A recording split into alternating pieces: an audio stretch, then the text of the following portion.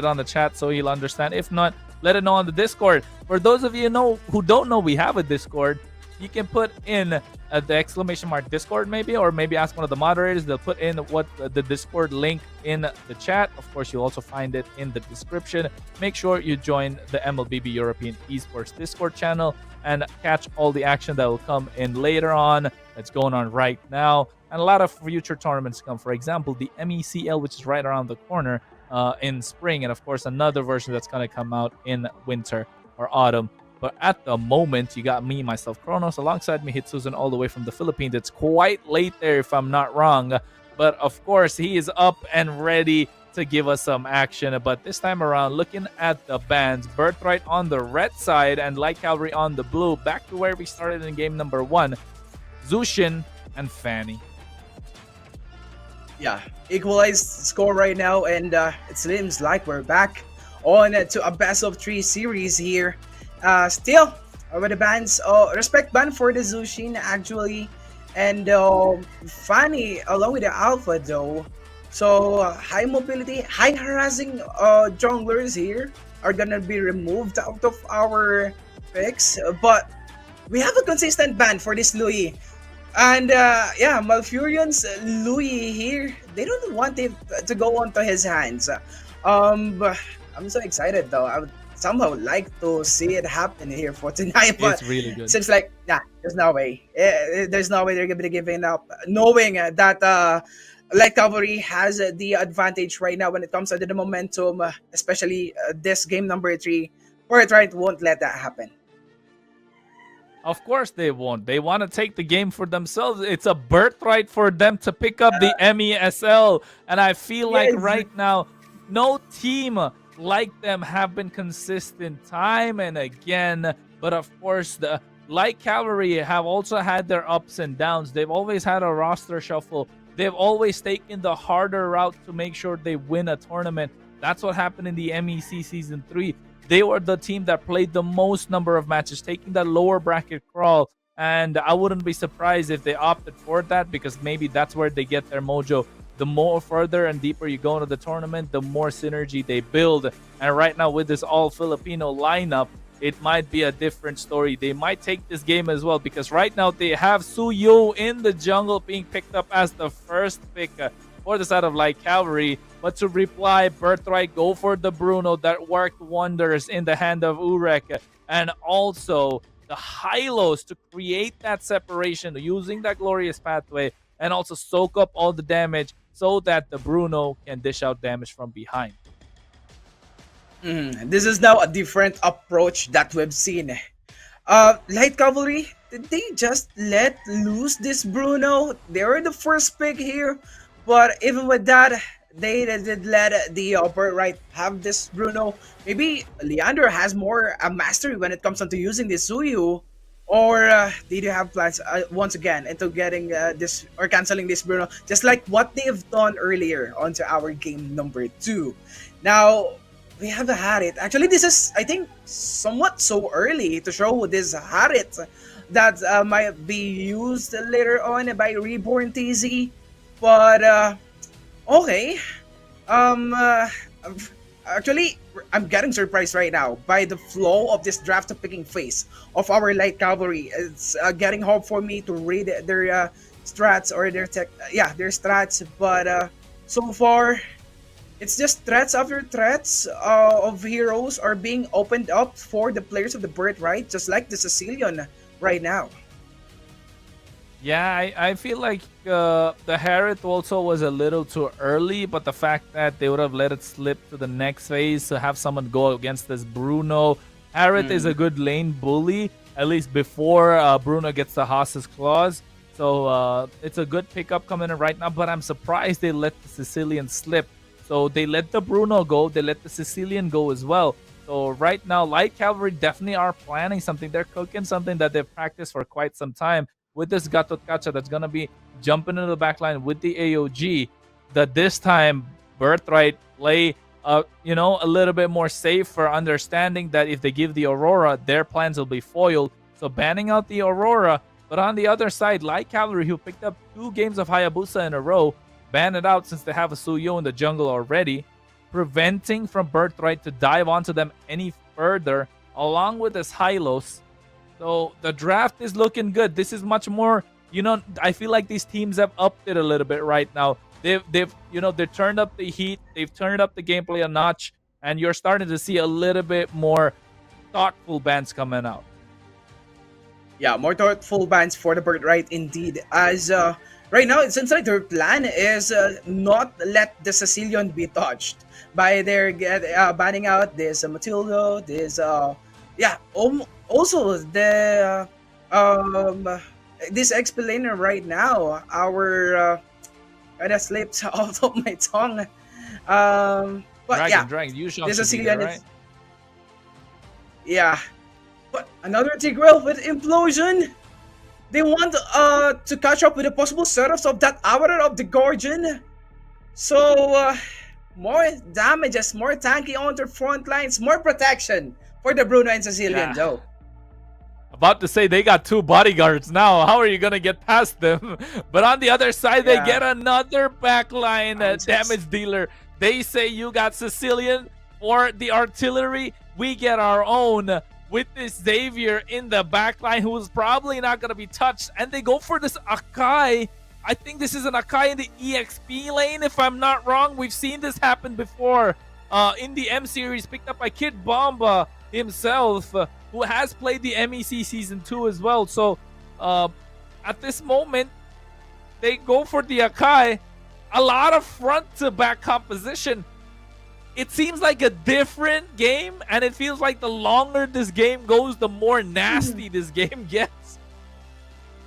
Yeah, a different game, and it seems like we've been taking back for like a year ago, back when our meta are the Akai junglers, the Garot Cat, or the Fredrin along with the Baksha. Right now, Akai is back onto the game. So we still have the possibility that this Suyu will go for that, but still, they did go for this Akai to just solely cancel out the possible implosions to be provided by this Tigreal onto the side of our right. But it's gonna be so hard for this Hylos and Tigreal to get their beautiful positioning, to harass and create these good crowd controls, because as they're going onto the front lines, they're gonna be busking on to the layerings of the crowd controls, immobilizations from the mystic fields of this Savior. I agree, and I feel like this Xavier will be looking to dish out some damage, but guess what? I feel like this Ling will have different plans with that Finch Voice, trying to go into the back line with the Tempest of Blades. I feel like the map control this time should be in the hands of Birthright just because they have the Ling. But of course, ladies and gentlemen, we will not wait any further because we are in the Land of Dawn. Game number 3 right now in MLBB European Seasonal League, playoff day number 1. Light Cavalry on the blue side, 1 point, along with Birthright on the red, who also have 1 game in their favor. I am Kronos, your caster. Alongside me, the one only hits us all the way from the Philippines. As you can see, Akai being pushed back already. Sacred Hammer, Flicker forced out less than 1 minute into the game. Already Light Cavalry on the back foot. For this game number 3, I thought our players will be acting more like the chill guy, because they're gonna be waiting for that late game moment. The stacks for the Sicilian of Danny. They're gonna be waiting for the cooldown reduction items of Malfurion for them to go online, and a lot of their heroes are very late game reliant. But with this early game harassment that we've been seeing, these two teams, they're just so hot to take the advantage on this game 3. Yeah, I agree. They'll be looking to get these late game power spikes, of course, but at the same time, they want to get this heated early game matchup. That's why you can see the goal lane, Reborn TZ, going in for that. And right now, Danny gets caught in the Mystic Field. Allen going in for the knockup, but there comes the Sacred Hammer, and that is first blood in the hands of Levi, who gets the kill. And right now, My Lobby catches Leandro with the Law and Order, and forcing Malfurion back as well with the Flicker. So that is good play from the side of Birthright, who burned the Flicker of Allen quite early and right now have an advantage in the Turtle Pit. Yeah, for the team of the Light Cavalry, I wouldn't love that takedown Ooh. against the Akai because I want to make a statement for our viewers that, hey guys, trust me with this Akai pick. It might seem rare, it might seem unexpected, but please trust me with this one. Although it's gonna be hard for you right now to gain that trust with that Akai being the first blood onto this game number 3 and more advantage for our Birthright as they get our first turtle.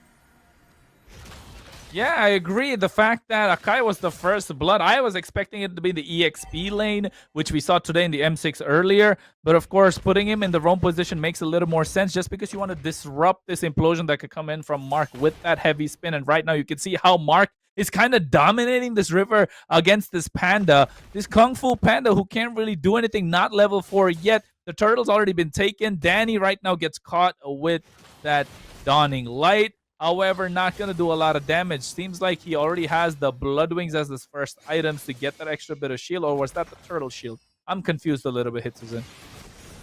That's the Turtle Yeah, I Shield, think right? that was the third toe shield because it's staying for Yeah. so long. And Yeah, but yeah, stay. uh, mhm, it is. And a 1,000 goldie right now for the team of our Birthright. Good Ooh. for this, but there it is. Our waiting fin down onto our Akai with a heavy spin. Although with the counter initiation of our implosion for that Tigreal from Mark, still he's going to be the one first punish down along with Mo Furion or forward trade, but that's going to be a damage dealer for the mid lane. Can find Vion going next onto the afterlife, but not enough for damage for that Blade Surge and the Evil Queller of Suyu to add more blood for that clash. Yeah, and I think that did go decent for the side of Light Cavalry, but at least the Birthright were able to make the initiation, the counter initiation that they so much needed, not burning their flickers. So having the spells online is the most important thing. And right now, Allen is the one that is trying to lead the charge, but unable to without the flicker, without the heavy spin. He might get caught out. Sacred Hammer to pull him to the side. Urek comes in. Sanguine Claw catches 2. He's trying to use the Worldy, but here comes the Glorious Pathway. Along with the Finch Poise, they get the kill on towards Allen once again. You know, the so-called trump card that came in as a roaming Akai, not working out thus far. In 4 minutes, 40 seconds into the game, 4 kills in the hands of Birthright already, and they get the second turtle as well. So the damage is coming out from the side of Birthright, the advantage being tilted to their favor. And right now they're looking at Camp Reborn TZ. I'm scared for him right now. This Akai from Alan right now is not going so good so far. Although, even just with the Sacred Hammers of Mark, he's providing a lot of good crowd controls for his team. It's not even taking him the implosion to create the setups, but a lot of kills are being provided from the Sacred Hammers and beautifully being executed. We can see the mastery of Mark whenever that he's using this Tigreal. Yeah, it is absolutely beautiful and well played. And right now, they trade the top lane tier 1 for the bot side. So both teams getting getting these turret structures one after the other, swapping the lanes nonetheless. So before the turtle spawns, they're trying to burn out a flicker or revitalize, maybe even the retribution if possible, and that would give them advantage. But meanwhile, the bot side, they burn in the ultimates. The Zaman Force along with the Tempest of Blades used up, but right now Levi in the middle of a rock and a hard place, trying to get caught out, but the taunt might come in. Is able to use the Finch Poise to get out of there, trying to invade on towards the purple buff of Leandro as well. Urek might really able to get that top tier 1. Yeah, almost all of the Light Cavalry players reacted onto that bottom lane, which is why this top lane for the for the Light Cavalry is exposed and almost defenseless. If ever that Leandro would be backing away for that situation, he's just gonna be adding casualty for their team. So still, that's a good decision to leave that tower get taken down by the Bruno of Urek. A good trade for our two teams there, and at least, yeah, we have the light cavalry minimizing the casualties, but they cannot just run away from the players of the Birthright because there will be this point that you need to face your problems. If you're gonna be keep on running away, then you will be losing these objectives, your jungle resources, which is why we're now onto the point that if we're gonna be checking our economy, we have this more than 3,000 or 4,000 gold lead for the Birthright. Yeah, they do definitely have the lead. 3,000 in their favor. Concealed play coming out from Mark. He wants to go on towards Malfurion, but guess what? Reborn TZ left open, but the AOG connects on towards Oh, 3. Heavy spin comes out. Meanwhile, the back line, My Lobby goes on towards Malfurion. The Mystic Field catches 2. Tempest of Blades come down, but he's able to use the Flicker to get out of harm's way. Revitalize to help him survive at the same time. But seems like Birthright got what they came for. One traded for the price of none. Alongside the Turtle Pit as well. And they will crack open that mid lane, leaving the jungle exposed of the side of Light Cavalry. oh no, even though that's just a one trade casualty for their players, but with that additional tower, and that's the mid lane tower, Chronos. Um, uh, yeah, I believe that that is our most important tower in the game. One that it's been cracked open. These Birthright right now, they will have more opportunities to harass and invade the jungle area of the light cavalry, having this defenseless mid lane. Yeah, and that's why you see that they're trying to pressure the mid lane and try to take it down, but they don't have the DPS just yet. They need the space for Reborn TZ to dance around with the Zaman Force. And right now, Law and Order on towards Allen. He is forced to back off as well. Can find Vian. Should be the secondary engage, but the Sacred Hammer catches them. But a heavy spin on towards him. Glorious Pathway to catch him off. But he was taking a lot of hits to his face. But meanwhile, in the mid side, they get Levi in the process. So one traded for one. And you can see Light Cavalry getting the benefit. But here comes the AOG. It catches, but the Sanguine Claws is there. Can't find V and buys enough time. But Urek has too much damage to dish out as they try and siege his Botlian tier 2 tower. And My Lobby doing a really great job at proxying the waves. As looking at the atomization hit Susan, you can tell definitely that Urek has the damage online. He does have it with the Berserker's Fury along with the Haskell. Next up to that, he's about to build the Malefic Gun.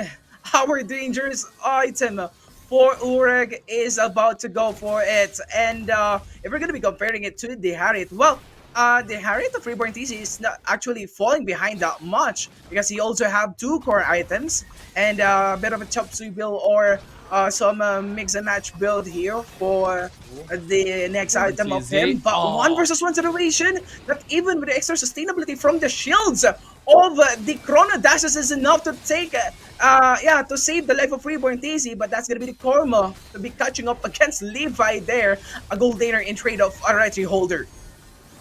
And you can see Can't Find Vian already burned out the AOG. Dawning Light comes out, but they take the trade on the top side. Yes, Levi went down. He took down Reborn TZ as well. But Urek was working on the tier 2 on the top side. And that has been taken away. So they're getting free real estate around the map. I don't know who gave them the opportunity, who gave them the permission to make sure they can take these buildings down, because they did one after the other.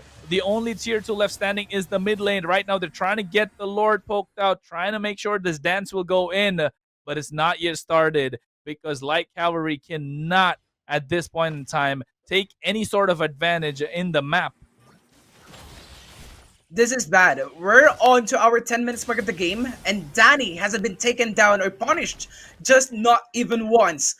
So we can expect that Danny right now has like 200 stacks already. This is what an unpunished Sicilian stack looks like for the 10 minutes mark. And now with this upcoming Lord Dance, with the advantage for the economy, itemizations, and the hero's advantage of the birthright. They have the higher possibility unless Light Cavalry will be able to find a good pickoff, probably with the help of the heavy spin. I mean, the heavy spin is the one that they've been using to disrupt the flow of Mark, but at the same time, it can be used to pin someone down. The only time he's been successful was when on the bot side, they already get the Lord started, half HP. Urek going to work on it, but they reset by mistake, I think. And right now, Levi trying to pressure the mid lane, making sure that the side of Light Cavalry have to pay attention toward the map. This is what we saw Light Cavalry do previous game, and Birthright doing it this time themselves. Yeah, I agree. It's so hard right now for Allen to decide if he's gonna be using that heavy spin to create a possible pick off, or as much as possible, he wants to save it for that moment that Mark will be using that implosion so that they will have still a good counter initiation on aggression though onto the top lane, forcing out that glorious pathway out of the Hylos of my lobby. All But in. Alan, look at the damages. The Akai wouldn't fail his sustainability. 3 months out of though of the average of the coin. But the side with cost would be connecting against anyone. But here comes the revitalized for Corin to find the Vian. He will find his way out though. But that one casualty is enough for the Light Cavalry to decide to give this Lord for free. Leandro trying to make a miracle, but no, it's too late already. Yeah, Reborn TZ goes down. Tempest of Blade went up, but at the same time, Mark trying to get some CC on towards him, but that's a triple kill. He's going for the Maniac, and he gets it. Alan is the only one that's left standing, and Levi dominating the game thus far. So well played coming in from a Ling. Not so often you see a great Ling in the land of Dawn, ladies and gentlemen. But right now you're looking at it in the hands of Levi. Birthright trying to end the game. The base crystal left exposed. Alan with the heavy spin, trying to push out the minion waves. But he can only do so much because Birthright claimed what's theirs. And that was the third game, trying to make it a 2-1, trying to extend their lead in this best of 5 series.